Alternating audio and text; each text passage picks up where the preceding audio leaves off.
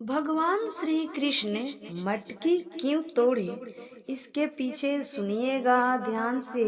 बहुत बड़ी रहस्य है कि भगवान श्री कृष्ण ने मटकी क्यों फोड़े।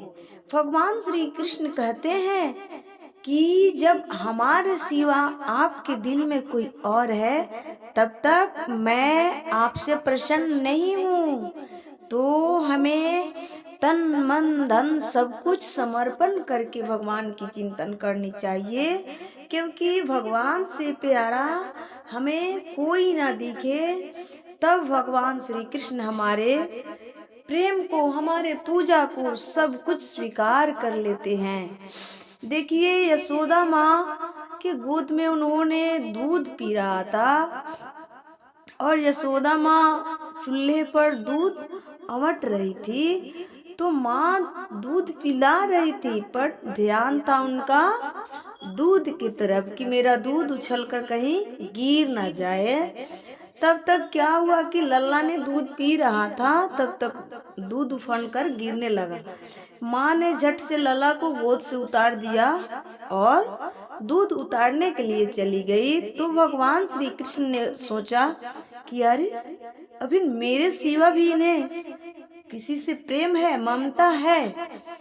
इसीलिए उन्होंने सोचा कि न मटकी रहेगी, न दूध रहेगा, न मेरी माँ मेरे सिवा किसी और से प्रेम करेगी, किसी और से लगाव रखेगी।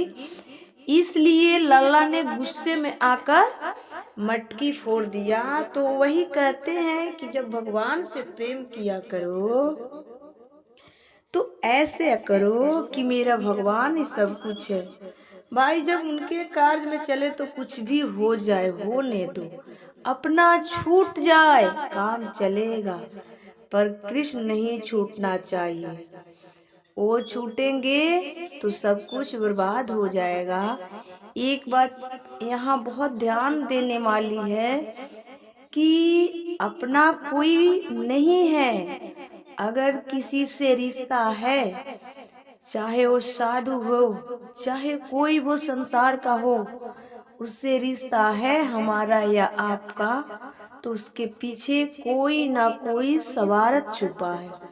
बिना स्वार्थ का रिश्ता किसी से नहीं है। तो मैं तो कहूँगी कि भाई, बिना स्वार्थ की रिश्ता करना है तो कन्हैया से कर लो। वो हमसे क्या मांगते हैं, उन्हें क्या चाहिए? बस उन्हें तो प्रेम चाहिए। वो ना तो फल मांगते हैं, ना तो सोने चांदी मांगते हैं, ना तो हमें अलग से टाइम देना पड़ता है। आप स्वयं अपना जो भी काम करते हैं करते रहिए। ये नहीं कहते हैं भगवान कि आप मेरा चिंतन करते हैं तो और सब कुछ छोड़ दो ना जी। सब कुछ करते हुए बस हृदय में भगवान का चिंतन बना रहे, इतना ही भगवान के लिए काफी है। तो यशोदा माँ भगवान श्री कृष्ण के सिवा दूध से प्रेम करते थे, इसीलिए भगवान श्री कृष्ण ने उनका मटकी फोड़ दिया। तो जिस दिन हम सबका भी समर्पण हो जाएगा, उस दिन भगवान श्री कृष्ण हमारे जीवन की डोरी थाम लेंगे, और जब वो थाम लेंगे ना, तो हमें कहीं गिरने नहीं देंगे। मानते हैं कि भक्त पर कष्ट आता है, तो भाई आता है।